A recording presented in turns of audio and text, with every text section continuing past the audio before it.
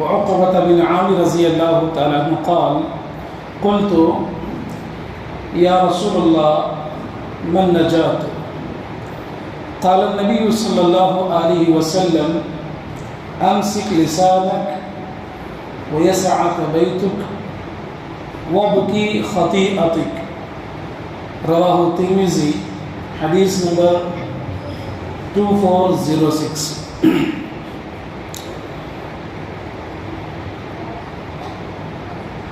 اللہ رب العالمین کے فضل و کرم سے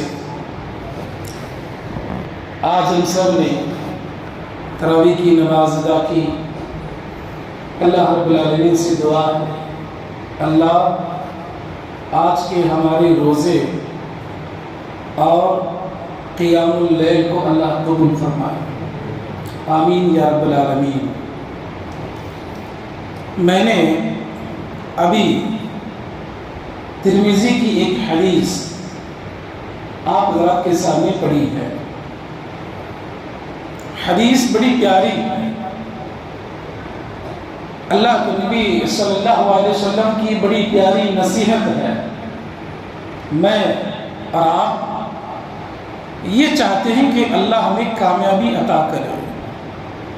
ہر انسان کوشش کرتا ہے کہ میں کامیاب ہو جاؤں, مجھے کامیابی ملے, ہر کام میں میں کامیاب ہو جاؤں, اور انسان پتہ نہیں کہاں کہاں کامیابی ڈھونڈتا ہے. اسی چیز کو لے کر کے عقبہ بن عامر رضی اللہ تعالی عنہ اللہ کے نبی سے ایک سوال کرتے ہیں, پوچھتے ہیں اے اللہ کے نبی, کہتے ہیں یا رسول اللہ من نجات. دیکھیے سوال دیکھیے کتنا پیارا ہے. کہتے ہیں کہ اللہ کے نبی کامیابی کس میں ہے اور کامیابی کسے کہتے ہیں؟ آج میں اور آپ جس چیز کے پیچھے پڑے ہیں کہ ہمیں کامیابی ملے, کاروبار میں, دنیاوی معاملات میں, بہت ساری چیزوں کے پیچھے آج ہم بڑھتے جا رہے ہیں. لیکن صحابہ کی طرف دیکھیے, سوال اللہ کے نبی سے کر رہے ہیں کہ اللہ کے نبی آپ بتائیے کہ کامیابی کس میں ہے. سبحان اللہ.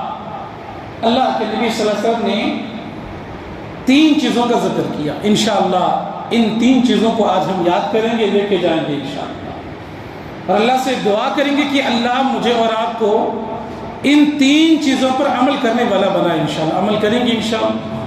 اللہ ہم سب کو عمل کی توفیق دے. 3 چیزیں, یہ 3 چیزیں اگر کسی انسان کے اندر آ گئی, کسی نے اسے عمل کر لیا, وہ کامیاب ہے. اللہ کی نظر میں وہ کامیاب ہے. پہلی, نبی نے فرمایا امسک لسانک. یہ جو ہماری زبان ہے, نبی نے کہا کہ اسے تم کنٹرول میں رکھو. پہلی چیز ہے زبان کی حفاظت کرو. زبان کی کنٹرول کرنا کیا مطلب ہے؟ زبان کی حفاظت کرنا اس کا مطلب یہ ہے کہ زبان سے ایسے کوئی الفاظ ادا نہ کرے جس سے سامنے والے کو تکلیف ہو. زبان سے کسی کا دل نہ دکھاؤ, زبان سے کسی کو گالی نہ دو, زبان سے کبھی کسی کی غیبت نہ کرو, زبان سے کسی کی بہتان تراشی نہ کرو, زبان سے کسی کو برا بھلا مت کہو, زبان سے کسی کی برائی ایک دوسرے کے سامنے بیان مت کرو. زبان کی حفاظت کرو. اللہ نبی نے فرمایا حجۃ الوداع کا موقع ہے, نبی نے فرمایا لوگوں 2 چیزوں کی ضمانت مجھے تم دو, ایک چیز کی ضمانت میں تمہیں دیتا ہوں. نبی نے فرمایا ایک زبان اور دوسری شرمگاہ, ان 2 چیزوں کی ضمانت اگر تم مجھے دو گے تو جنت الفردوس کا ضامن میں تمہارے لیے بنتا ہوں, میں اس کی گارنٹی دیتا ہوں. زبان بڑی ہلکی ہے. انسان کو زخم جب لگتا ہے وہ زخم سوکھ جاتا ہے, لیکن جب زبان سے کسی کا دل دکھایا جاتا ہے وہ زخم جلدی نہیں بھرتا ہے. زبان سے جھوٹ نہ بولے, کسی کی برائی بیان نہ کرے. آسان ہوتا برائی بیان کرنے میں. تو پہلی چیز کامیابی, زبان کو اگر ہم نے کنٹرول کر لیا تو کامیابی کی ایک سیڑھی ہم نے پار کر لی. دوسرے اللہ کے نبی نے فرمایا وَلْيَسَعَكَ بَيْتُكَ، ہر آدمی کو چاہیے کہ اس کا گھر اس کے لیے کافی ہو۔ کیا مطلب ہے اس کا گھر اس کے لیے کافی ہو؟ کیا مطلب ہے؟ نبی نے فرمایا اپنے کاروبار کے علاوہ، ضروریات مصروفیات کے علاوہ آپ اپنا زیادہ وقت گھروں کے اندر گزارو۔ ایک انسان جب گھر میں وقت دیتا ہے بہت سارے رشتے جم جاتے ہیں، صلہ رحمی ہو جاتی ہے، رشتوں میں محبت پیدا ہوتی ہے۔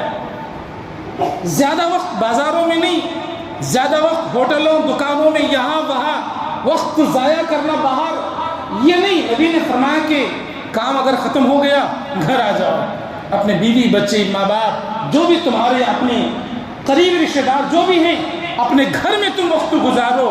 نبی نے فرمایا اگر کوئی زیادہ اپنا وقت گھر کے اندر گزارتا ہے اس نے کامیابی کی دوسری سیڑھی پار کر لی۔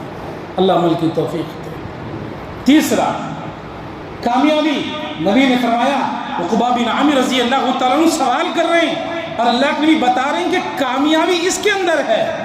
تیسری چیز جو نبی نے بتائی، اللہ دعا کرے کہ اللہ تعالیٰ مجھے ان تینوں چیزوں پر مجھے اور آپ کو عمل کرنے والا بنائے، آمین۔ تیسری چیز کیا ہے؟ وَبْكِي خَطِيئَتِكَ۔ اللہ اکبر۔ یہاں بیٹھے ہوئے ہر ایک نوجوان سے کہوں گا، یہاں بیٹھے ہوئے کوئی 80 سال کے ہیں، کوئی 50 سال کے ہیں، کوئی 60 سال کے ہیں، کوئی 20-30 سال کے ہیں۔ میرے بھائیوں، ہم جب دوسروں میں دکان اوپن کرتے ہیں، شام میں دکان بند کرتے وقت حساب لیتے ہیں کہ آج ہم نے کتنا کمایا، کتنا ہم نے نقصان کیا، کتنا آج ہمیں نفع ہوا، کتنا نقصان ہوا، حساب لیتے ہیں۔ کبھی ہم نے زندگی میں 60 سال 70 سال 50 سال ایک مرتبہ کیا اللہ کو یاد کر کے اپنے گناہوں پر ہم روئے ہیں؟ نبی نے فرمایا وَبْكِي خَطِيئَتِكَ، اگر تمہیں کامیاب ہونا ہے تو اپنے گناہوں پر رونا چاہیے۔